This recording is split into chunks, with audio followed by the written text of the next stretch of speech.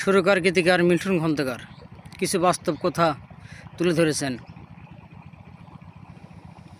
সেহেরিতে খাইলা কত, ইফতারিতে পাইলা যত, পাড়াপড়শির রাখলা না তো খোঁজ। কত গরিব পুরুষ মেয়ে এক মুঠো চাল পানি খেয়ে রাখছে রোজা, এভাবেই রোজ রোজ।